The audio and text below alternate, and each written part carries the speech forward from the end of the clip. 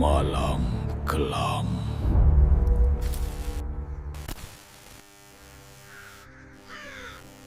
Assalamualaikum warahmatullahi wabarakatuh. Halo semuanya, selamat datang kembali di channel ini. Sebelum cerita dimulai, jangan lupa bantu support channel ini dengan cara like, komen, dan subscribe.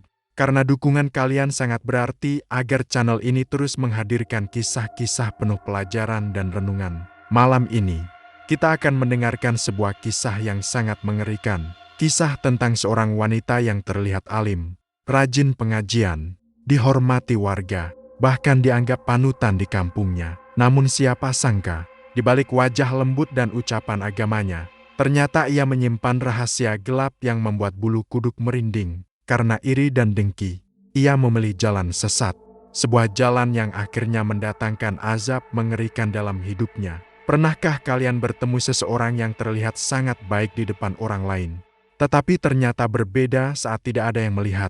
Tulis pendapat kalian di kolom komentar ya. Dan ingat, cerita ini bukan untuk menakut-nakuti, melainkan sebagai pengingat bahwa setiap perbuatan buruk, sekecil apapun, pada akhirnya akan mendapatkan balasannya. Inilah dia, azab ibu pengajian yang diam-diam memakai santet. Selamat menyaksikan. Dan semoga kita semua bisa mengambil hikmah dari cerita ini. Suara azan maghrib menggema pelan di sebuah desa kecil yang dikelilingi hamparan sawah dan pepohonan kelapa. Langit sore yang semula berwarna jingga perlahan berubah gelap. Lampu-lampu rumah mulai menyala satu persatu. Anak-anak yang sejak tadi bermain di jalanan tanah segera berlarian pulang ketika suara azan terdengar dari musola kecil di ujung kampung. Warga desa mulai berjalan menuju musola. Ada yang membawa sarung di pundak, ada yang menggandeng anaknya, ada pula ibu-ibu yang mengenakan mukena sambil berbincang kecil di sepanjang jalan. Desa itu dikenal tenang dan religius. Hampir setiap malam selalu ada pengajian. Warga hidup sederhana, tetapi saling mengenal satu sama lain. Dan di antara seluruh warga desa itu, ada satu sosok yang paling dihormati. Namanya Bu Rahayu. Siapapun di desa itu pasti mengenalnya. Bu Rahayu dikenal sebagai wanita yang santun, rajin ibadah, dan suka membantu tetangga. Kerudungnya selalu rapi menutupi dada. Cara bicaranya lembut dan tenang. Bahkan saat tertawa pun ia tidak pernah berlebihan. Setiap sore selepas maghrib, rumah Bu Rahayu selalu dipenuhi ibu-ibu pengajian. Mereka datang membawa Al-Quran dan buku doa masing-masing. Sebagian besar warga menganggap Bu Rahayu sebagai panutan. Kalau lihat Bu Rahayu tuh adem ya, bisik seorang ibu kepada temannya. Iya, jarang ada perempuan sebaik beliau sekarang, jawab yang lain sambil mengangguk. Malam itu seperti biasa, ruang tamu rumah Bu Rahayu dipenuhi suara lantunan ayat suci. Aroma teh hangat dan pisang goreng memenuhi ruangan.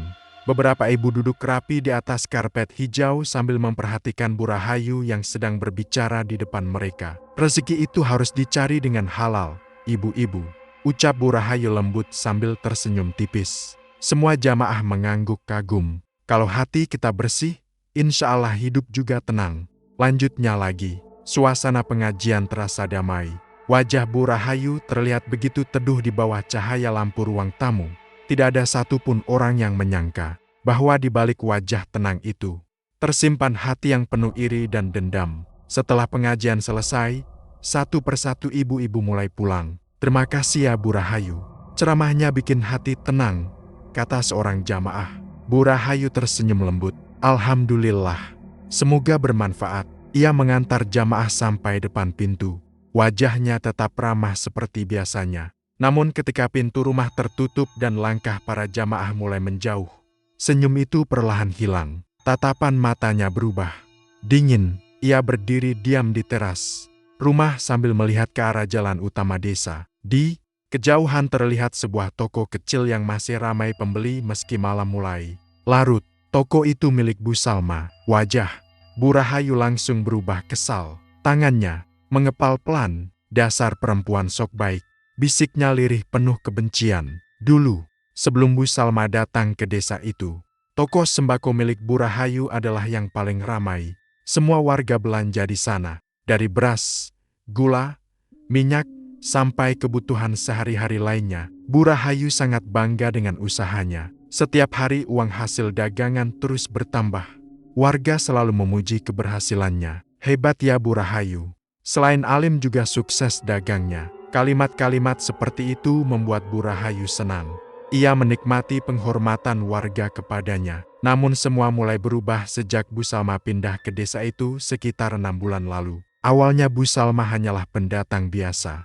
Ia tinggal bersama suaminya di rumah kecil dekat jalan utama desa. Untuk membantu ekonomi keluarga, Bu Salma membuka toko sembako kecil-kecilan. Toko itu sederhana, tidak besar. Bahkan rak-raknya hanya terbuat dari kayu biasa. Tetapi perlahan, warga mulai berdatangan, bukan karena tokonya mewah, melainkan karena sikap Bu Salma yang sangat ramah. "Terima kasih ya Bu sudah belanja," ucap Bu Salma setiap kali melayani pembeli. Ia selalu tersenyum, tidak pernah marah meski ada pelanggan berutang. Bahkan kadang ia memberi bonus kecil kepada anak-anak yang membeli jajanan. "Ini tambah permen 1 ya Dek." Anak-anak pun senang datang ke tokonya. Semakin hari pelanggan Bu Salma semakin banyak, dan semakin ramai toko Bu Salma, semakin panas hati Bu Rahayu. Awalnya ia mencoba bersikap biasa saja, namun lama-kelamaan rasa iri itu tumbuh menjadi kebencian. Ia mulai membandingkan tokonya dengan toko Bu Salma. Kenapa mereka lebih suka belanja di sana? Apa kurangnya tokoku? Setiap malam pertanyaan itu terus berputar di kepalanya. Suaminya, Pak Darno, sebenarnya pernah mencoba menenangkan. "Sudahlah yo, rezeki kan sudah ada yang atur." Namun Bu Rahayu justru kesal. "Bapak gak ngerti, dulu semua orang belanja di sini. Sekarang lihat." Pak Darno hanya diam. Ia tahu istrinya mulai berubah sejak toko Bu Salma ramai, dan perubahan itu semakin terlihat dari hari ke hari. Suatu pagi, Bu Rahayu melihat beberapa ibu berjalan melewati tokonya begitu saja, menuju toko Bu Salma. Padahal dulu mereka selalu membeli kebutuhan di tokonya. Wajah Bu Rahayu langsung menegang. Ia memaksa tersenyum saat salah satu ibu menyapanya. "Pagi Bu Rahayu." "Iya, pagi," jawabnya datar. Namun matanya terus memperhatikan para ibu yang tertawa di depan toko Bu Salma. Ia merasa harga dirinya diinjak-injak. Perasaan iri mulai memenuhi hatinya sedikit demi sedikit. Dan anehnya, semakin sering ia mengajar pengajian tentang kesabaran, semakin gelap isi hatinya sendiri. Malam harinya, Bu Rahayu duduk sendirian di ruang tamu. Rumah sudah sepi. Suaminya tertidur di kamar depan. Hanya suara jangkrik yang terdengar dari luar rumah. Tatapan Bu Rahayu kosong. Lalu perlahan ia membuka laci meja. Dari dalam laci itu, ia mengeluarkan foto Bu Salma. Foto itu diam-diam ia ambil dari acara pengajian desa beberapa minggu lalu. Wajah Bu Salma di foto terlihat tersenyum. Melihat itu, rahang Bu Rahayu mengeras. "Aku benci lihat wajahmu," bisiknya. Ia menatap foto itu lama sekali, sampai akhirnya ia berdiri perlahan dan berjalan menuju bagian belakang rumah. Langkahnya pelan, seolah tidak ingin diketahui siapapun. Di ujung rumah terdapat sebuah pintu kecil yang jarang dibuka. Pintu itu selalu terkunci. Bahkan Pak Darno pun tidak pernah masuk ke sana. Bu Rahayu membuka pintu perlahan. KRYT. Ruangan di dalam sangat gelap. Bau dupa langsung menusuk hidung. Asap tipis memenuhi udara. Di dalam ruangan itu terdapat lilin-lilin kecil yang menyala redup. Dan di sudut ruangan, terdapat beberapa foto tertempel di dinding. Salah satunya foto Bu Salma. Foto itu sudah penuh tusukan jarum. Bu Rahayu masuk lalu menutup pintu kembali. Tatapannya berubah berbeda. Tidak ada lagi wajah lembut seperti saat pengajian. Yang terlihat sekarang hanyalah kebencian. Di hadapannya duduk seorang pria tua berpakaian hitam. Rambutnya panjang beruban. Matanya tajam dan menyeramkan. Dialah dukun yang selama ini diam-diam didatangi Bu Rahayu. Pria tua itu tersenyum tipis. "Kau datang lagi." Bu Rahayu duduk perlahan di depannya. "Aku belum puas." Si dukun tertawa kecil. "Asal kau tahu, jalan ini tidak bisa dihentikan begitu saja. Aku tidak peduli." Asap dupa semakin tebal memenuhi ruangan. Suara angin malam terdengar menyeramkan dari luar rumah. "Kalau ingin usaha dia hancur," kata si dukun pelan, "ada harga yang harus dibayar." Bu Rahayu menatap tajam. "Aku mau tokonya sepi." Ia menggenggam foto Bu Salma erat-erat. "Aku mau hidupnya sengsara." Si dukun mengambil sebuah mangkuk hitam berisi cairan aneh. Lalu, ia mulai membaca mantra pelan. Suasana ruangan terasa semakin mencekam. Bu Rahayu memperhatikan dengan napas berat. Hatinya yang dulu lembut, kini perlahan dipenuhi kegelapan. Dan yang paling mengerikan, ia sama sekali tidak merasa bersalah. Padahal beberapa jam sebelumnya, mulut yang sama baru saja berbicara tentang keikhlasan di depan jamaah pengajian. Kadang, orang yang terlihat paling alim, belum tentu memiliki hati yang bersih.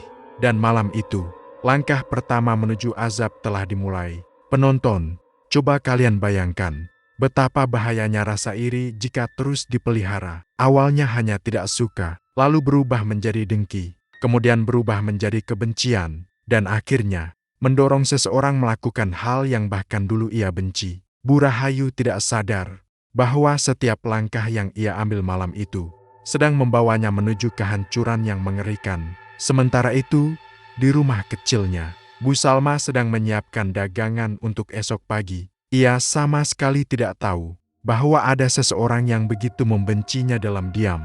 Bu Salma tersenyum kecil saat melihat anaknya tertidur di tikar ruang tengah. Alhamdulillah ya Allah, rezeki hari ini cukup. Ia lalu mematikan lampu toko dan menutup pintu perlahan. Malam terasa tenang, namun tidak ada yang tahu bahwa di sudut desa itu, sebuah kegelapan sedang mulai bergerak, dan kegelapan itu akan membawa bencana besar bagi banyak orang. Beberapa hari setelah malam mengerikan di kamar belakang rumah itu, suasana desa masih terlihat seperti biasa. Matahari tetap terbit di balik perbukitan. Warga tetap pergi ke sawah sejak pagi. Anak-anak masih bermain di jalanan sambil tertawa riang.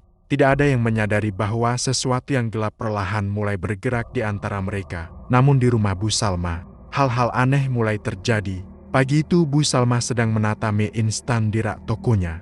Seperti biasa, ia membuka toko sejak subuh setelah menyiapkan sarapan untuk suami dan anaknya. Wajahnya terlihat sedikit pucat. Tangannya beberapa kali memegang kepala. Aneh, kok badan rasanya capek sekali ya? Gumamnya pelan. Padahal semalam ia tidur cukup. Namun sejak bangun pagi, tubuhnya terasa sangat lemas. Dadanya sesak.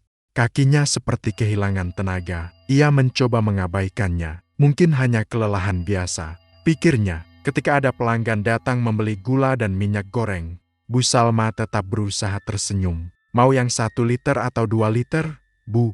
Tanyanya ramah. Tetapi baru beberapa langkah berjalan menuju rak minyak, BRK, tiba-tiba beberapa barang jatuh sendiri dari rak paling atas. Bu Salma terkejut. Pelanggan yang melihat ikut kaget. Astagfirullah. Kenapa itu? Tanya ibu pelanggan sambil mundur sedikit. Bu Salma buru-buru mengambil barang-barang yang jatuh. Mungkin raknya goyang, Bu, katanya sambil memaksakan senyum. Namun di dalam hatinya, ia merasa aneh.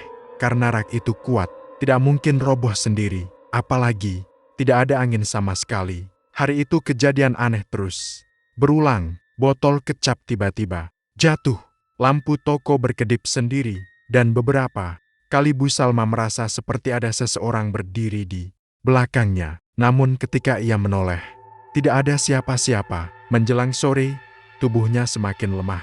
Keringat dingin mulai keluar dari dahinya. Bahkan saat sedang duduk, kepalanya terasa berputar. Anaknya yang masih kecil, Rina, memperhatikan wajah ibunya dengan cemas. Ibu sakit ya? Tanya Rina pelan. Bu Salma tersenyum lembut. Enggak kok sayang, ibu cuma capek. Namun malam harinya, kejadian yang lebih menyeramkan mulai terjadi. Sekitar pukul 11 malam, ketika hujan rintik turun di luar rumah, tiba-tiba terdengar suara benda jatuh dari dapur. BRK, Bu Salma langsung terbangun. Ia menoleh ke arah dapur dengan jantung berdebar. Suaminya, Pak Hendra, juga ikut bangun. Itu suara apa? Tanyanya heran. Pak Hendra segera mengambil senter lalu berjalan menuju dapur. Namun sesampainya di sana, tidak ada apa-apa. Tidak ada barang jatuh. Tidak ada pencuri. Semuanya terlihat normal. Paling tikus, kata Pak Hendra mencoba tenang. Tetapi saat mereka kembali ke kamar, Rina tiba-tiba menangis histeris dari ruang tengah. Ibu, Bu Salma langsung berlari menghampiri. Rina duduk gemetar di atas kasur kecilnya. Wajah anak itu pucat ketakutan. Ada apa, Nak? Tanya Bu Salma panik. Rina menunjuk ke arah pojok ruangan dengan tangan gemetar. Tadi ada hitam-hitam di situ, Bu. Bu Salma langsung merinding. Hitam-hitam gimana? Kayak orang. Matanya merah. Pak Hendra langsung membaca ayat kursi pelan. Sementara Bu Salma memeluk anaknya erat. Sudah, jangan takut. Namun malam itu, tak satu pun dari mereka bisa tidur nyenyak. Sejak kejadian itu, gangguan demi gangguan mulai datang tanpa henti. Rina sering menangis tengah malam karena melihat bayangan hitam di rumah.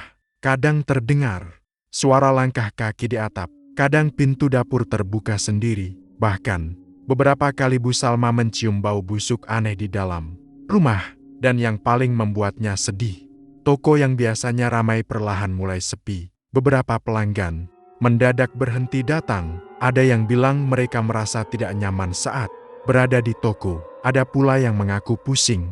Tiba-tiba ketika masuk ke dalam, Bu Salma bingung. Ia mulai kehilangan penghasilan. Sementara tubuhnya semakin hari semakin lemah.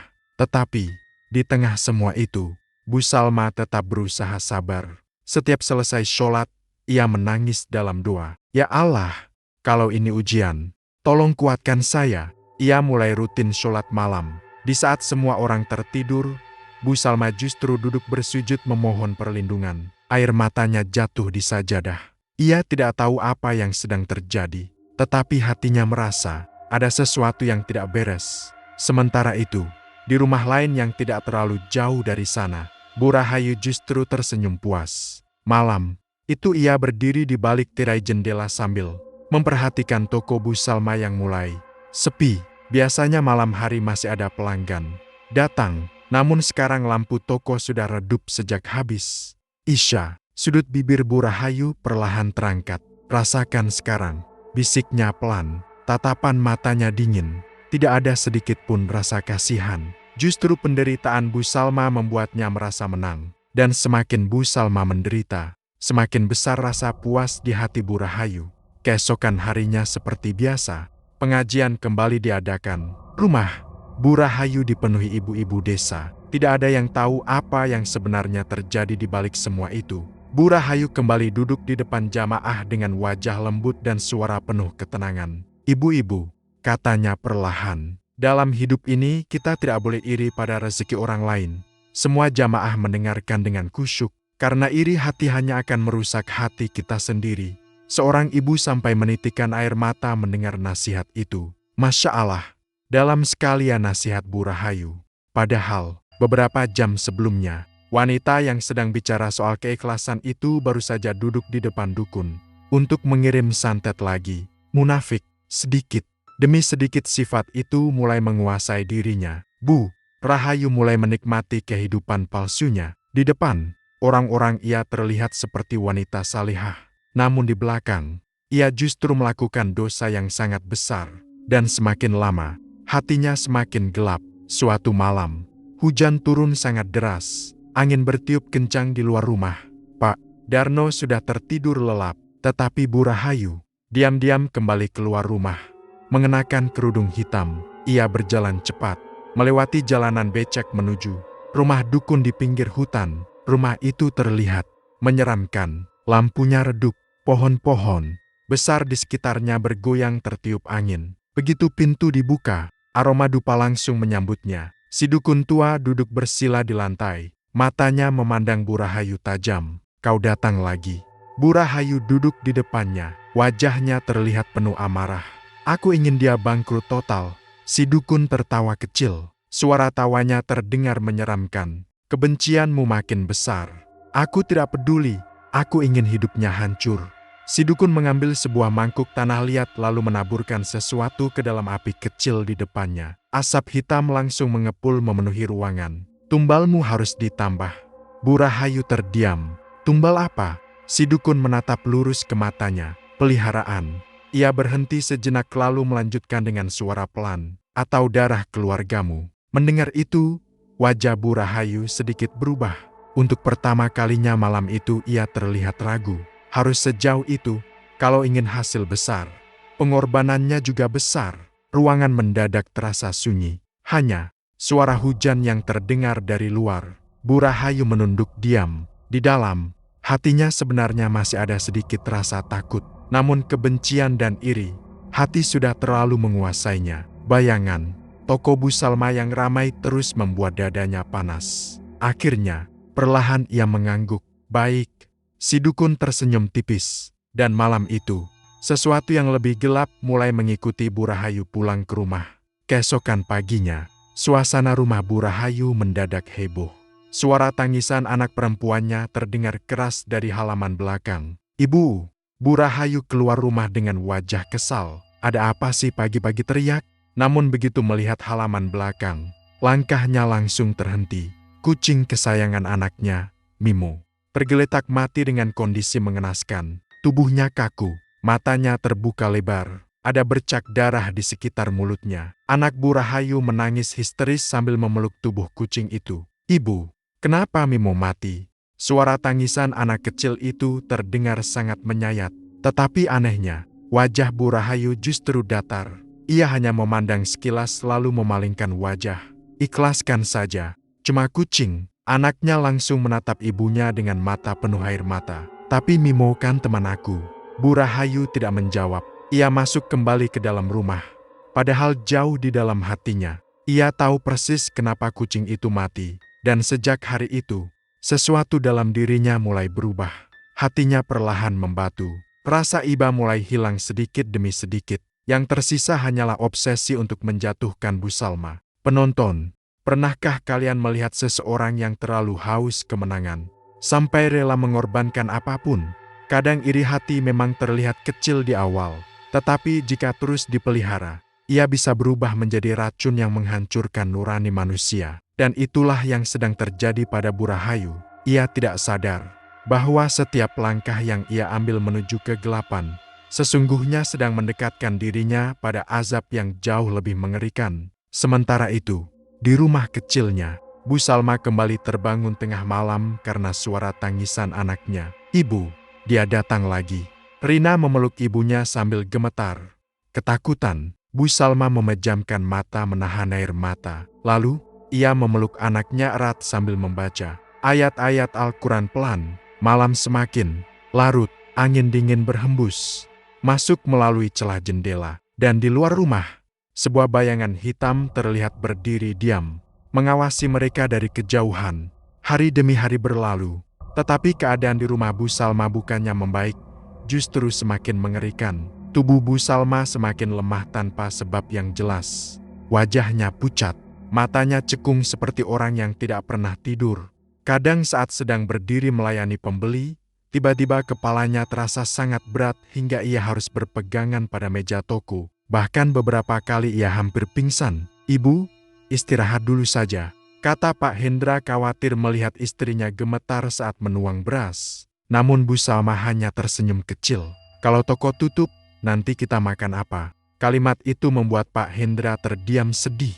Keuangan mereka mulai menurun drastis. Pelanggan yang biasanya ramai kini semakin sedikit. Sebagian warga mulai memilih belanja di toko Bu Rahayu. Anehnya, semakin Bu Salma sakit, toko Bu Rahayu justru semakin ramai. Setiap pagi terlihat banyak motor parkir di depan toko Bu Rahayu. Warga keluar masuk membawa kantong belanja besar. Bahkan ada yang rela antre. Sementara toko Bu Salma mulai sunyi. Rak-raknya yang dulu sering kosong karena barang cepat habis, kini justru penuh tanpa pembeli. Bu Salma sering duduk sendirian di balik meja kasir sambil menahan tubuhnya yang lemas. Kadang ia memandang jalanan desa dengan mata kosong, seolah bertanya dalam hati, apa sebenarnya yang sedang terjadi pada hidupnya. Di malam hari keadaan lebih buruk lagi. Gangguan-gangguan aneh terus muncul tanpa henti. Suara langkah kaki sering terdengar di atas atap rumah meski tidak ada siapa-siapa. Lampu ruang tamu berkedip sendiri hampir setiap malam.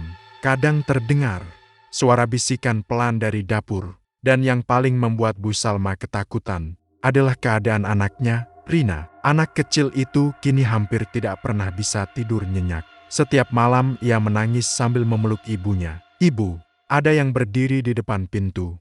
Tubuh Rina selalu gemetar setiap berkata seperti itu. Bu Salma mencoba menenangkan anaknya. "Tidak ada siapa-siapa, Nak. Baca doa ya." Namun sebenarnya, Bu Salma sendiri mulai merasa takut. Karena Beberapa kali ia juga melihat bayangan hitam melintas cepat di sudut rumah. Ia mulai rutin memutar ayat-ayat Al-Quran di rumah. Tetapi gangguan itu tetap datang. Bahkan suatu malam, saat Bu Salma sedang sholat tahajud, tiba-tiba terdengar suara ketukan keras dari belakang rumah. Tok, tok, tok. Bu Salma langsung berhenti membaca doa. Jantungnya berdetak cepat. Ia mencoba berpikir positif. Mungkin hanya ranting pohon terkena angin. Namun suara itu kembali terdengar. Kali ini lebih keras. Tok, tok, tok. Rina langsung menangis dari kamar. Ibu, takut.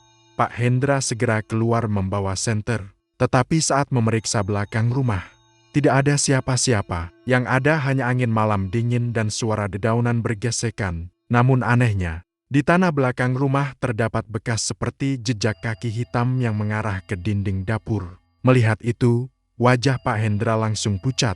Ia tidak berkata apa-apa. Tetapi malam itu ia mulai merasa keluarganya memang sedang diganggu sesuatu.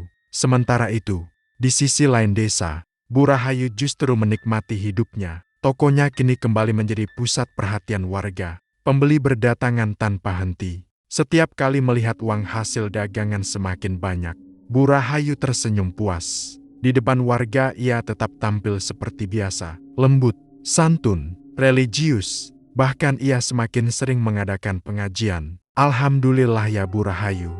Sekarang tokonya ramai lagi, kata seorang tetangga. Bu Rahayu tersenyum kecil. Semua karena pertolongan Allah.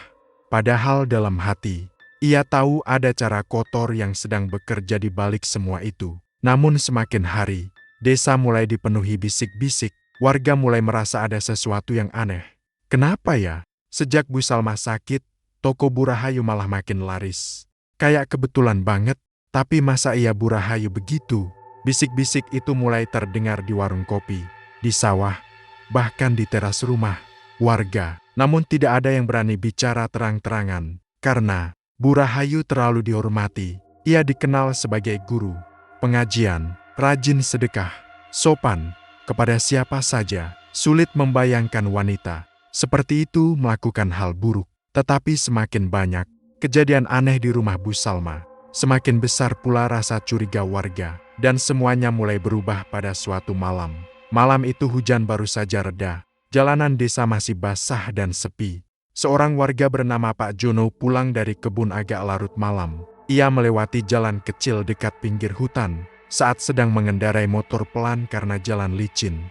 Matanya menangkap sosok wanita berjalan keluar dari sebuah rumah tua di dekat pepohonan besar. Pak Jono langsung memperlambat motornya. Rumah itu bukan rumah biasa. Warga desa tahu tempat itu milik seorang dukun tua yang jarang bergaul dengan masyarakat. Tidak banyak orang berani datang ke sana, apalagi malam-malam. Namun yang membuat Pak Jono terkejut, wanita yang keluar dari rumah itu adalah Bu Rahayu. Pak Jono langsung membelalak. Loh, itu Bu Rahayu.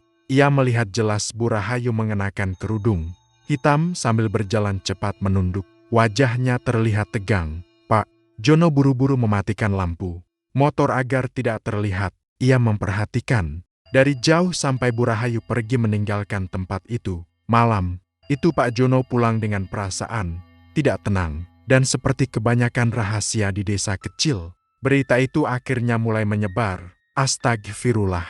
Masa Bu Rahayu main santet? Ah, gak mungkin. Tapi Pak Jono lihat sendiri katanya. Dia kan rajin ngaji. Fitnah dan kenyataan mulai bercampur menjadi satu. Sebagian warga tidak percaya. Sebagian lagi mulai curiga. Dan sejak kabar itu menyebar, tatapan warga kepada Bu Rahayu mulai sedikit berubah. Meski di depan wajahnya mereka tetap sopan, namun di belakang mulai banyak yang membicarakannya. Bu Rahayu sendiri mulai menyadari perubahan itu. Suatu sore saat berjalan menuju musola, ia melihat dua ibu-ibu langsung diam ketika dirinya lewat. Tatapan mereka terlihat aneh. Bu Rahayu mulai merasa tidak nyaman. Apa mereka tahu sesuatu? Pikirnya. Untuk pertama kalinya, ia mulai dihantui rasa takut. Tetapi ketakutan itu bukan karena dosa, melainkan karena takut rahasianya terbongkar. Dan sejak malam-malam berikutnya, gangguan aneh justru mulai datang ke rumahnya sendiri. Awalnya kecil, hanya suara benda jatuh di dapur. Namun lama-lama semakin menyeramkan. Suatu malam saat Bu Rahayu sedang tidur, ia tiba-tiba terbangun karena mendengar suara tangisan pelan. Suara itu seperti suara anak kecil. "Ibu!" Bu Rahayu langsung membuka mata, dadanya berdebar. Ia duduk perlahan sambil melihat ke sekeliling kamar. Gelap, sunyi, namun suara itu terdengar lagi. "Ibu!" Kali ini lebih jelas. Bu Rahayu langsung menyalakan lampu. Tidak ada siapa-siapa. Ia mencoba menarik napas panjang. Mungkin cuma mimpi. Tetapi saat ia hendak mematikan lampu, tiba-tiba pintu lemari bergerak sendiri. KRYYT. Bu Rahayu langsung mundur ketakutan. Keringat dingin mulai membasahi lehernya. Malam itu ia tidak bisa tidur sampai pagi. Gangguan demi gangguan terus muncul. Piring di dapur sering bergerak sendiri. Lampu kamar mandi mati hidup tanpa sebab. Dan yang paling membuat Bu Rahayu ketakutan adalah cermin di kamar belakang rumahnya. Suatu malam saat sedang menyisir rambut, ia melihat bayangan hitam berdiri di belakangnya melalui pantulan cermin. Bu Rahayu langsung menoleh cepat, namun tidak ada siapa-siapa. Ketika ia melihat kembali ke cermin, bayangan itu hilang. "Istighfar, istighfar," gumamnya gemetar. Namun suara lirih kembali terdengar di telinganya. "Ibu!" Suara itu begitu dekat, seolah ada seseorang berdiri tepat di sampingnya. Bu Rahayu mulai benar-benar ketakutan. Ia tidak lagi merasa tenang di rumah sendiri. Bahkan saat pengajian berlangsung, pikirannya sering kosong karena kurang tidur. Tetapi anehnya, bukannya berhenti, ia justru semakin mendatangi dukun tua itu. Suatu malam ia kembali datang dengan wajah pucat. "Aku takut," katanya pelan. Si dukun memandangnya tajam sambil tersenyum tipis. "Asal kau tahu, yang kau pelihara sekarang mulai meminta balasan." Bu Rahayu langsung menelan ludah. "Aku mau berhenti." Mendengar itu, si dukun tertawa pelan. Suara tawanya membuat bulu kuduk merinding. "Berhenti?"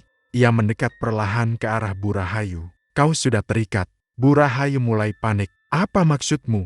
Kau pikir jalan gelap ini bisa dimasuki lalu ditinggalkan begitu saja?" Wajah Bu Rahayu langsung pucat pasi. Tangannya mulai gemetar. "Kau sudah terlalu jauh," lanjut si dukun dingin. Tidak bisa berhenti. Kalimat itu terasa seperti palu yang menghantam dadanya. Untuk pertama kalinya, Bu Rahayu sadar. Ia sudah masuk terlalu dalam ke jalan yang salah. Namun, semuanya sudah terlambat. Karena kini bukan hanya Bu Salma yang diganggu. Kegelapan itu perlahan mulai memakan hidupnya sendiri. Malam demi malam Bu Rahayu hidup dalam ketakutan. Ia mulai mudah marah, sering melamun. Bahkan beberapa kali jamaah pengajian melihat wajahnya pucat seperti orang sakit. Tetapi tidak ada yang tahu. Setiap kali malam tiba, Bu Rahayu selalu mendengar suara tangisan misterius di rumahnya. Dan semakin ia takut, semakin kuat pula gangguan itu datang. Penonton, kadang manusia berpikir dosa bisa disembunyikan rapat-rapat. Tetapi sesungguhnya, dosa memiliki caranya sendiri untuk keluar ke permukaan. Dan ketika seseorang memilih jalan gelap demi menjatuhkan orang lain, seringkali kehancuran justru datang lebih dulu kepada dirinya sendiri. Sementara itu, di rumah Bu Salma, malam kembali terasa mencekam. Angin dingin masuk melalui celah jendela. Lampu ruang tamu berkedip pelan. Dan di luar rumah, sesosok bayangan hitam berdiri diam sambil memperhatikan dari kejauhan. Suatu malam langit desa terlihat sangat gelap. Awan hitam menggantung tebal di atas perkampungan kecil itu sejak sore hari. Angin bertiup lebih dingin dari biasanya. Pohon-pohon kelapa bergoyang keras seolah memberi pertanda bahwa sesuatu yang buruk akan terjadi. Warga desa mulai menutup pintu rumah lebih cepat malam itu. Sesekali kilat menyambar di langit, menerangi jalanan desa yang mulai sepi. Namun di rumah Bu Rahayu, pengajian malam itu tetap berlangsung seperti biasa. Ruang tamu rumahnya dipenuhi ibu-ibu yang duduk rapi sambil membawa kitab dan mukena. Aroma teh hangat bercampur dengan bau hujan yang masuk dari jendela depan. Di depan mereka, Bu Rahayu duduk dengan wajah teduh seperti biasanya. Tidak ada yang tahu bahwa beberapa malam terakhir wanita itu hampir tidak pernah tidur karena terus dihantui ketakutan. Wajahnya terlihat sedikit pucat malam itu. Matanya sayu, tetapi ia tetap memaksakan senyum di depan jamaah. "Ibu-ibu," ucapnya lembut sambil membuka kitab kecil di tangannya. "Kita hidup di dunia ini harus menjaga hati. Petir menyambar keras di luar rumah. Dewa air, beberapa ibu langsung kaget. Ya Allah, keras banget petirnya. Bu Rahayu mencoba tetap tenang. Namun sebenarnya dadanya sudah berdebar sejak tadi. Entah kenapa malam itu ia merasa sangat gelisah. Seolah ada sesuatu yang sedang mengawasinya. Tetapi ia tetap melanjutkan pengajian. Jangan sampai hati kita dipenuhi iri dan dengki. Kalimat itu keluar dari mulutnya pelan. Dan anehnya, saat mengucapkan kata-kata itu, tangannya justru mulai gemetar. Di sudut ruangan, seorang ibu memperhatikan Bu Rahayu dengan heran. Bu Rahayu kok pucat ya malam ini? Kayaknya kurang sehat. Namun Bu Rahayu tetap tersenyum. Ia berusaha terlihat normal. Padahal di dalam kepalanya terus terbayang suara dukun tua itu. Kau sudah terikat, tidak bisa berhenti. Kalimat itu terus menghantuinya siang dan malam. Belum lagi gangguan aneh di rumahnya yang semakin menjadi-jadi. Setiap malam ia mendengar suara tangisan misterius. Kadang terdengar langkah kaki dari kamar belakang. Kadang pintu terbuka sendiri. Tetapi semua itu ia sembunyikan rapat-rapat. Karena yang paling ia takutkan bukan gangguan itu, melainkan jika warga tahu siapa dirinya sebenarnya. Hujan di luar semakin deras. Air mulai menetes dari ujung genteng rumah. Angin dingin masuk melalui celah jendela. Namun pengajian masih berlangsung. Ibu-ibu, lanjut Bu Rahayu pelan. Orang yang berbuat zalim pasti akan mendapat balasan. Belum selesai ia bicara. Tiba-tiba, "Beira kakak," suara petir menyambar sangat keras tepat di dekat rumah. Dalam sekejap, lampu padam total. Beberapa ibu langsung menjerit panik. Ruangan mendadak gelap gulita. Hanya suara hujan deras dan angin yang terdengar dari luar rumah. Ya Allah, mati lampu. Aduh, gelap banget. Suasana langsung kacau. Beberapa ibu buru-buru memeluk anak mereka. Ada yang mulai membaca istighfar pelan.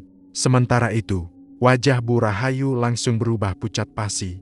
Karena tepat beberapa detik setelah lampu padam, terdengar suara benda jatuh dari kamar belakang rumahnya. BRK, PRANG. Seperti ada sesuatu yang dilempar keras ke lantai. Bu Rahayu langsung membelalak ketakutan. Tubuhnya membeku. Karena hanya dia yang tahu apa isi kamar itu. Ruangan yang selama ini selalu ia sembunyikan. Ruangan tempat ia menyimpan foto-foto penuh jarum, boneka santet, dan semua benda terkutuk pemberian dukun tua itu. Suara benda jatuh kembali terdengar. Kali ini lebih keras. PRANG. Salah satu ibu langsung ketakutan. Itu suara apa, Bu? Bu Rahayu tidak menjawab. Keringat dingin mulai membasahi wajahnya. Dadanya berdetak sangat cepat. Jangan sampai mereka masuk ke sana. Jangan sampai. Namun sebelum ia sempat melakukan apapun, pintu kamar belakang tiba-tiba terbuka sendiri. KRYYT. Suara engsel pintu terdengar panjang dan menyeramkan. Dan dari dalam ruangan gelap itu, asap hitam perlahan keluar memenuhi rumah. Semua jamaah langsung panik. Astagfirullah. Asap apa itu? Beberapa ibu mundur ketakutan. Bau aneh mulai memenuhi ruangan. Bau dupa bercampur sesuatu yang busuk dan menusuk hidung. Salah seorang ibu memberanikan diri menyalakan senter dari ponselnya. Cahaya kecil itu mengarah ke kamar belakang. Dan saat itulah, semua rahasia Bu Rahayu akhirnya terbongkar. Ya Allah! Teriakan histeris langsung memenuhi rumah. Di dalam kamar itu, foto-foto warga desa terlihat tertempel di dinding dengan tusukan jarum. Ada kain hitam penuh tulisan aneh. Boneka santet berserakan di lantai. Mangkuk-mangkuk berisi bunga busuk dan tanah kuburan terbalik di sudut ruangan. Dan yang paling membuat semua orang merinding adalah foto Bu Salma yang penuh tusukan paku. Seorang ibu langsung mundur sambil menangis ketakutan. Bu Rahayu tukang santet. Ya Allah, selama ini kita ditipu. Astagfirullah. Tangisan dan teriakan bercampur jadi satu. Tidak ada yang menyangka wanita yang selama ini mereka hormati ternyata menyimpan sesuatu sekeji itu. Bu Rahayu berdiri gemetar di tengah ruangan. Wajahnya pucat seperti mayat. Ia mencoba bicara. Bukan seperti yang kalian pikir.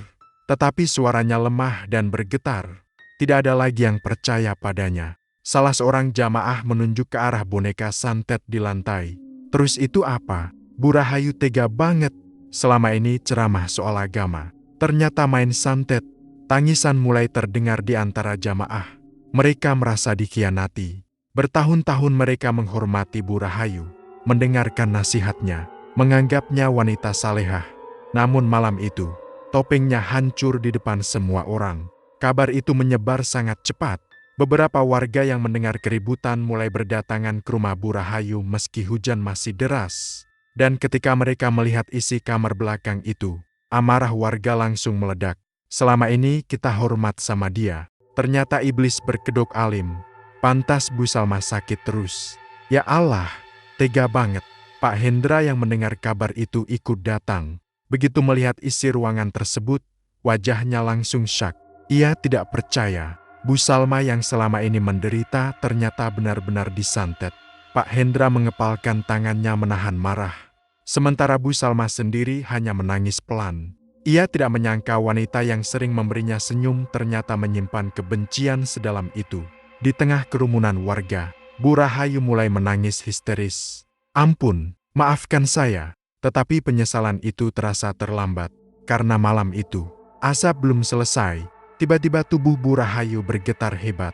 Matanya membelalak, tangannya mencengkeram leher sendiri. Aafhah, ia jatuh tersungkur ke lantai. Semua warga langsung mundur ketakutan. Tubuh Bu Rahayu mulai kejang-kejang. Mulutnya berbusa, matanya melotot ke atas hingga hanya terlihat bagian putihnya. Beberapa ibu langsung menjerit histeris. Ya Allah, astagfirullahaladzim. Pak Darno mencoba mendekat. Rahayu, Rahayu. Namun tiba-tiba, dari mulut Bu Rahayu keluar suara mengerikan. Bukan suara manusia biasa. Suaranya berat, serak, dan terdengar seperti dua suara bercampur jadi satu. Dia sudah milik kami. Semua warga langsung pucat ketakutan. Beberapa orang mundur sampai keluar rumah. Hujan di luar semakin deras. Petir menyambar berkali-kali. Dewa ARRR. Satu sambaran petir bahkan mengenai pohon besar tepat di samping rumah Bu Rahayu. Suara ledakannya membuat seluruh rumah bergetar. Anak-anak menangis ketakutan. Sementara Bu Rahayu masih meronta-ronta di lantai sambil tertawa dan menangis bergantian. Pergi, pergi. Lalu tiba-tiba suaranya berubah lagi. Dia yang memanggil kami. Kalimat itu membuat semua warga merinding. Pak Darno menangis melihat istrinya dalam keadaan mengerikan seperti itu. Astagfirullah. Kenapa jadi begini? Tetapi sebagian warga justru merasa itu adalah balasan atas perbuatannya sendiri. Karena selama ini, Bu Salma dan keluarganya sudah terlalu menderita. Dan malam itu, Allah membuka semuanya dengan cara yang tidak pernah dibayangkan siapapun. Penonton, bagaimana menurut kalian?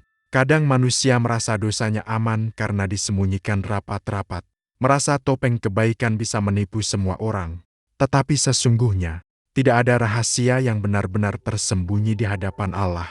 Dan ketika waktunya tiba, Allah sendiri yang akan membuka aib itu di depan manusia. Malam semakin larut, hujan belum berhenti. Rumah Bu Rahayu dipenuhi tangisan, teriakan, dan ketakutan. Sementara di sudut kamar belakang, asap hitam masih perlahan keluar dari ruangan gelap itu. Seolah sesuatu sedang tersenyum, melihat kehancuran Bu Rahayu yang akhirnya dimulai. Setelah malam mengerikan itu, hidup Bu Rahayu berubah total. Rumah yang dulu selalu ramai oleh suara pengajian kini menjadi sunyi dan mencekam. Tidak ada lagi ibu-ibu yang datang membawa mukena dan kitab.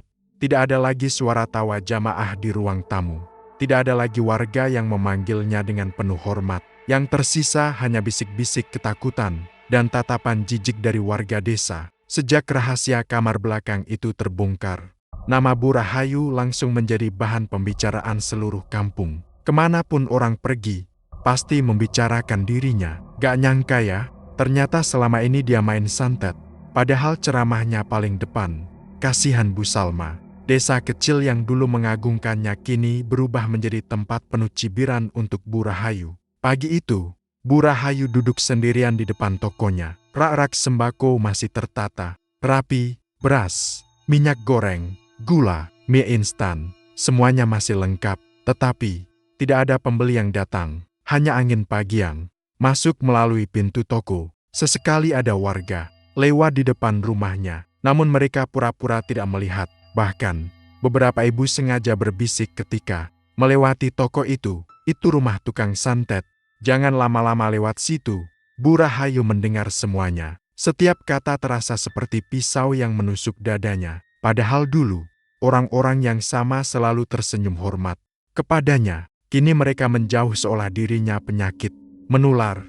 Tokonya semakin hari semakin sepi. Banyak warga lebih memilih belanja jauh ke desa sebelah daripada datang ke tokonya. Barang dagangannya mulai menumpuk, beberapa mulai kedaluarsa, tetapi tidak ada yang peduli.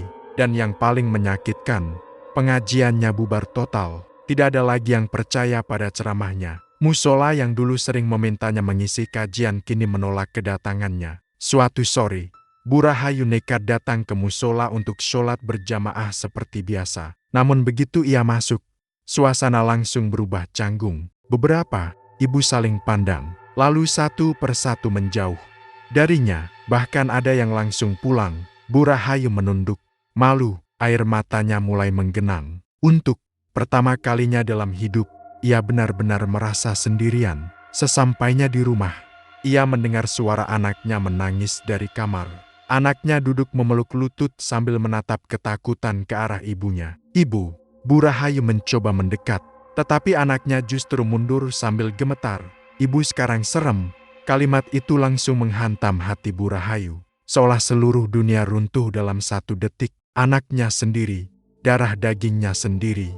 Takut padanya, Bu Rahayu menangis pelan. "Maafin ibu nak." Tetapi anak kecil itu justru berlari keluar kamar, meninggalkan Bu Rahayu sendirian dalam tangisan. Sejak malam itu, keadaan Bu Rahayu semakin memburuk. Gangguan-gangguan aneh di rumahnya kini terasa jauh lebih menyeramkan. Jika dulu hanya suara tangisan, kini bayangan-bayangan hitam mulai terlihat jelas. Suatu malam saat hujan turun rintik-rintik, Bu Rahayu sedang duduk sendirian di ruang tamu. Lampu rumah redup. Pak Darno memilih tidur di ruang depan karena sudah tidak tahan dengan keadaan istrinya. Rumah terasa sunyi. Tiba-tiba, terdengar suara langkah kaki dari dapur. Tok, tok, tok. Bu Rahayu langsung menegang. Ia mencoba berpikir itu hanya tikus. Namun suara itu terdengar semakin jelas. Seperti seseorang berjalan pelan di lantai dapur. Tok, tok, tok. "Ih, siapa?" tanya Bu Rahayu dengan suara gemetar. Tidak ada jawaban. Tetapi beberapa detik kemudian, terdengar suara tangisan kecil. "Ibu!" Bu Rahayu langsung pucat. Suara itu sama persis seperti yang selama ini menghantuinya. Tangisan anak kecil yang terdengar lirih dan menyeramkan. "Ibu!" Suara itu kini terdengar dari atas plafon rumah. Bu Rahayu perlahan mendongak. Dan saat itulah tubuhnya langsung gemetar hebat. Di atas plafon, terlihat bayangan hitam besar merayap perlahan. Matanya merah menyala. Bentuknya tidak jelas, tetapi cukup untuk membuat siapapun ketakutan. "Ah!" Bu Rahayu menjerit histeris sambil jatuh dari kursi. Bayangan itu bergerak cepat lalu menghilang dalam gelap. Sejak malam itu, Bu Rahayu hampir tidak pernah bisa tidur. Tubuhnya semakin kurus, matanya cekung hitam, kulit wajahnya pucat seperti mayat hidup. Kadang ia terlihat bicara sendiri, kadang menangis tiba-tiba tanpa sebab. Warga yang melihat mulai semakin takut mendekatinya. Bahkan anak-anak kecil tidak berani lewat depan rumahnya saat malam. Rumah Bu Rahayu kini dikenal angker oleh warga desa. Suatu pagi, Bu Rahayu mencoba mengambil kembali kitab pengajian miliknya. Ia duduk di ruang tamu sendirian. Tangannya gemetar saat membuka halaman Al-Quran. Air matanya jatuh perlahan. "Mungkin ini saatnya aku benar-benar taubat," pikirnya dalam hati. Dengan suara pelan ia mulai membaca ayat suci. Namun baru beberapa kalimat, dadanya tiba-tiba terasa sangat sesak.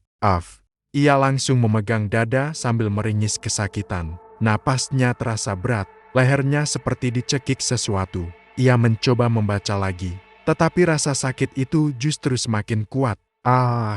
Bu Rahayu menjerit sambil menjatuhkan kitab dari tangannya. Tubuhnya gemetar hebat. Matanya membelalak ketakutan, seolah ada sesuatu yang marah ketika ia mencoba kembali mendekat kepada Allah. Pak Darno yang mendengar teriakan langsung berlari masuk. "Rahayu!" Namun saat melihat istrinya, wajah Pak Darno langsung pucat. Bu Rahayu terduduk di lantai sambil menangis dan terengah-engah. "Aku takut, Pak. Aku takut." Pak Darno hanya bisa diam. Ia tidak tahu harus berbuat apa lagi, karena sejak malam rahasia itu terbongkar, hidup mereka berubah menjadi mimpi buruk. Hari demi hari Bu Rahayu mulai kehilangan akal sehatnya. Kadang ia merasa ada seseorang berdiri di pojok kamar.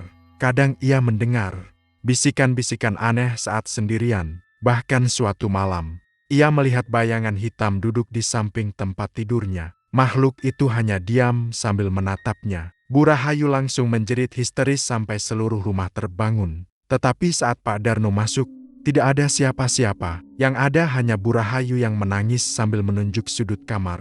Ada di situ, ada. Namun tak seorang pun melihat apapun. Sementara itu, keadaan Bu Salma perlahan mulai membaik. Sejak rahasia santet terbongkar, gangguan di rumahnya mulai berkurang. Rina sudah bisa tidur lebih tenang. Tubuh Bu Salma juga mulai sehat sedikit demi sedikit. Meski luka di hatinya belum hilang, ia masih sulit percaya bahwa semua penderitaan itu berasal dari seseorang yang selama ini terlihat baik. Suatu sore, saat Bu Salma sedang menyapu halaman rumah, tiba-tiba terdengar suara tangisan dari depan pagar. Ia menoleh, dan betapa terkejutnya ia ketika melihat Bu Rahayu berdiri di sana. Tubuh wanita itu kini sangat kurus. Wajahnya pucat, matanya cekung, kerudungnya berantakan. Tidak ada lagi aura anggun seperti dulu. Yang terlihat sekarang hanyalah seorang wanita hancur penuh ketakutan. Begitu melihat Bu Salma, Bu Rahayu langsung jatuh berlutut. Air matanya mengalir deras. "Maafkan saya." Suara itu terdengar sangat lemah. Bu Salma terdiam. Dadanya terasa sesak melihat keadaan Bu Rahayu. Namun luka yang ia rasakan selama ini juga masih sangat dalam. "Apa salah saya sampai ibu tega begitu?" tanya Bu Salma sambil menangis. Kalimat itu membuat Bu Rahayu semakin hancur. Ia tersungkur mencium tanah sambil menangis histeris. "Saya iri, saya kilaf, ampuni saya."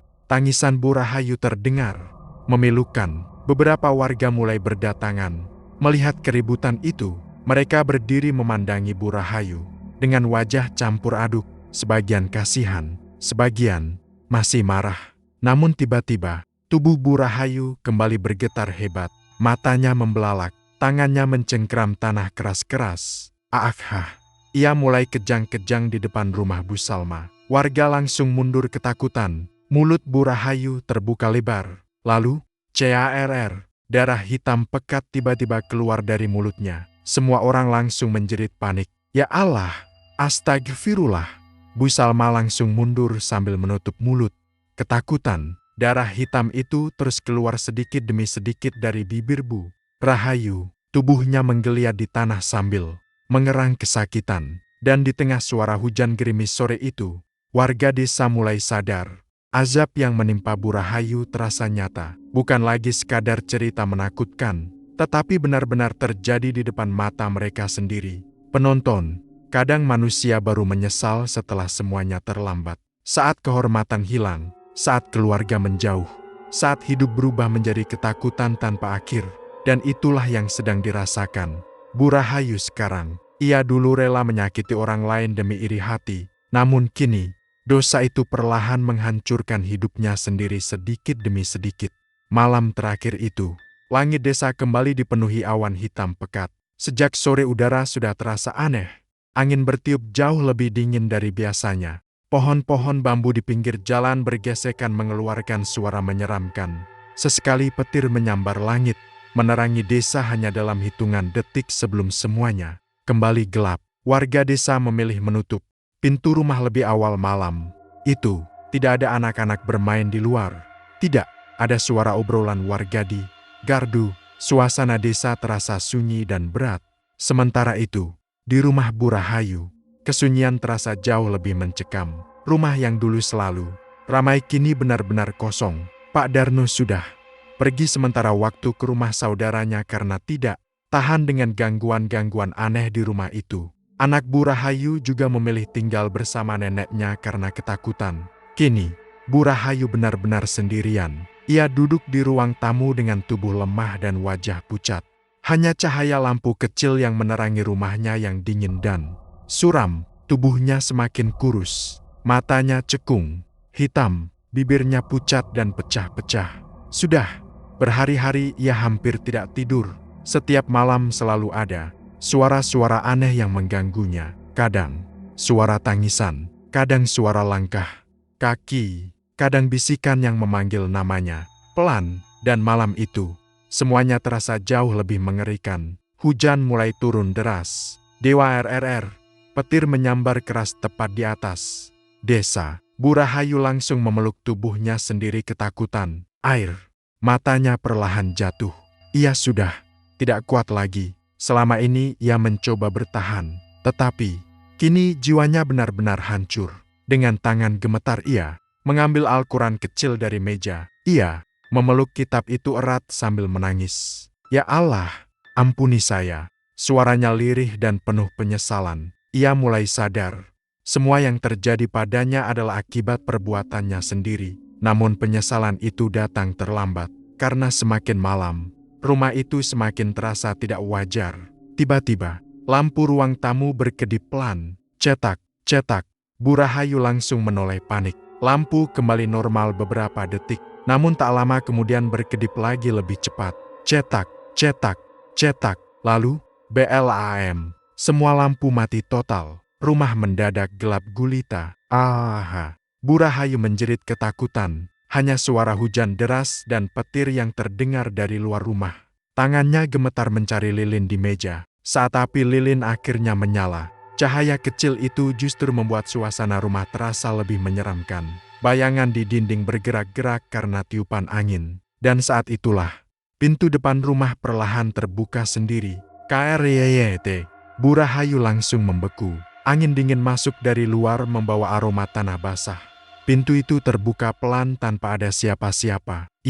Siapa? Tanya Bu Rahayu dengan suara hampir hilang. Tidak ada jawaban. Namun beberapa detik kemudian, terdengar suara lirih dari arah dapur. Ibu! Tubuh Bu Rahayu langsung gemetar hebat. Suara itu kembali terdengar. Ibu! Tangisan kecil yang selama ini menghantuinya kini terdengar semakin dekat. Ampun! Ampun ya Allah. Bu Rahayu menangis sambil memeluk dirinya sendiri. Tetapi suara itu justru semakin banyak. Ibu! Ibu! Suara-suara aneh mulai terdengar dari seluruh sudut rumah. Dari dapur, dari plafon, dari kamar belakang. Seolah ada banyak makhluk memanggilnya bersamaan. Bu Rahayu mulai histeris. Ampun ya Allah. Tolong saya. Ia jatuh berlutut sambil menangis keras. Namun malam itu, tidak ada siapapun yang mendengar. Karena hujan di luar terlalu deras, petir kembali menyambar. Dewa RRR. Dalam cahaya kilat sesaat, Bu Rahayu melihat sesuatu berdiri di ujung lorong rumah. Sosok hitam tinggi dengan mata merah menyala. Makhluk itu hanya dia menatapnya. Bu Rahayu langsung menjerit ketakutan. Pergi, pergi. Tetapi sosok itu tidak bergerak. Justru perlahan, bayangan-bayangan hitam lain mulai muncul di dinding rumah. Merayap di plafon, bergerak pelan mengelilinginya. Tangisan Bu Rahayu semakin keras. Ia mencoba membaca ayat kursi, namun baru beberapa kata. Dadanya langsung terasa sesak luar biasa. Ia memegangi lehernya sendiri. Napasnya terasa dicekik sesuatu yang tak terlihat. Lilin di depannya tiba-tiba padam. Ruangan kembali gelap, dan dari arah kamar belakang, terdengar suara benda-benda jatuh bersamaan. BRK. PRANG, Deo Kakak, seolah ada seseorang mengamuk di dalam sana. Kamar terkutuk itu, kamar tempat semua dosa Bu Rahayu bermula. Dengan tubuh gemetar, Bu Rahayu mundur perlahan. Namun langkahnya terhenti ketika suara itu kembali terdengar sangat dekat di telinganya. Kau milik kami. Bu Rahayu langsung menjerit histeris. Ampun, saya salah. Air matanya bercucuran tanpa henti. Ia bersujud di lantai sambil menangis. Ampun ya Allah, ampuni saya. Tetapi malam itu, semuanya sudah terlambat. Petir terus menyambar tanpa henti. Hujan semakin deras. Dan rumah Bu Rahayu dipenuhi suara-suara aneh yang mengerikan sampai menjelang subuh. Keesokan paginya, desa masih diselimuti kabut tipis sisa hujan malam. Beberapa warga mulai keluar rumah untuk pergi ke sawah dan pasar. Namun sejak pagi, ada sesuatu yang terasa aneh. Rumah Bu Rahayu terlihat terbuka sejak subuh, pintu depannya menganga lebar. Padahal, biasanya rumah itu selalu tertutup rapat. Seorang Tetangga bernama Bu Ningsih mulai merasa curiga. Ia berdiri di depan rumah sambil memanggil pelan, "Bu Rahayu." Tidak ada jawaban. Ia mencoba mendekat sedikit. Dan saat sampai di teras, bau aneh langsung menusuk hidungnya. Bau hangus bercampur busuk yang sangat menyengat. Astagfirullah. Bau apa ini? Bu Ningsih mulai ketakutan. Ia segera memanggil warga lain. Tak lama kemudian beberapa warga berdatangan. Pak RT mencoba masuk perlahan ke dalam rumah. Suasana di dalam gelap dan dingin. Beberapa barang terlihat berserakan di lantai. Dan bau busuk itu semakin kuat menuju kamar belakang. "Ya Allah!" gumam salah satu warga sambil menutup hidung. Pak RT memberanikan diri membuka pintu kamar belakang. KRYT. Dan seketika, semua warga menjerit ketakutan. Di dalam kamar itu, Bu Rahayu ditemukan sudah meninggal dunia. Tubuhnya tergeletak di lantai dalam posisi mengerikan. Matanya melotot besar. Mulutnya menghitam pekat. Wajahnya penuh ekspresi ketakutan luar biasa. Di sekeliling tubuhnya berserakan benda-benda santet yang hangus, terbakar. Boneka-boneka kain hitam terlihat gosong. Foto-foto penuh jarum berserakan di lantai. Asap tipis masih keluar dari sudut ruangan. Dan yang paling membuat warga merinding, dinding kamar penuh bekas seperti cakaran hitam. Seorang ibu langsung pingsan melihat keadaan itu. Anak-anak menangis ketakutan. Beberapa warga membaca istighfar berkali-kali. "Ya Allah, ngeri banget. Astagfirullahaladzim." Tak sedikit warga yang menitikkan air mata, bukan hanya karena takut, tetapi karena mereka tidak menyangka akhir hidup Bu Rahayu akan seburuk itu. Dulu ia begitu dihormati, rajin pengajian, selalu bicara soal agama. Namun, semua itu hancur karena iri hati dan jalan sesat yang ia pilih. Sendiri, Pak Darno yang datang. Beberapa saat kemudian langsung lemas melihat jasad istrinya. Ia menangis keras. "Rahayu." Namun semuanya sudah terlambat. Tidak ada lagi yang bisa dilakukan. Suasana rumah terasa sangat mencekam pagi itu. Bahkan beberapa warga mengaku melihat bayangan hitam melintas cepat di kamar belakang sebelum akhirnya menghilang. Sejak hari itu, rumah Bu Rahayu benar-benar kosong dan terbengkalai. Tidak ada lagi yang tinggal di sana. Pak Darno memilih pindah ke desa lain bersama anaknya. Rumah itu dibiarkan begitu saja. Pintunya rusak, cat dinding mulai mengelupas. Rumput liar tumbuh di halaman. Dan setiap malam, tak ada warga yang berani melewati rumah itu sendirian. Banyak yang mengaku mendengar suara tangisan dari dalam rumah saat malam hujan turun. Ada pula yang melihat bayangan hitam berdiri di jendela kamar belakang. Meski tidak ada yang tahu apakah itu benar atau hanya ketakutan warga. Tetapi satu hal yang pasti, kisah Bu Rahayu menjadi pelajaran besar bagi seluruh desa, bahwa topeng alim tidak akan pernah bisa menyelamatkan seseorang jika hatinya dipenuhi iri dan kejahatan. Bu Salma akhirnya perlahan kembali menjalani hidup normal. Tokonya kembali ramai, kesehatannya membaik. Namun setiap kali melewati rumah kosong Bu Rahayu, ia selalu teringat bagaimana iri hati bisa menghancurkan manusia. Penonton, kadang manusia terlalu sibuk menjaga citra di depan orang lain. Terlihat alim, terlihat baik, terlihat suci, tetapi lupa membersihkan isi hatinya sendiri. Padahal, Allah tidak melihat seberapa indah penampilan kita di depan manusia. Allah melihat isi hati dan perbuatan kita. Jangan pernah merasa aman saat berbuat dosa diam-diam, karena kejahatan yang disembunyikan rapat sekalipun, suatu hari pasti akan terbuka. Dan azab Allah bisa datang kapan saja, saat manusia sudah tidak sempat lagi meminta waktu.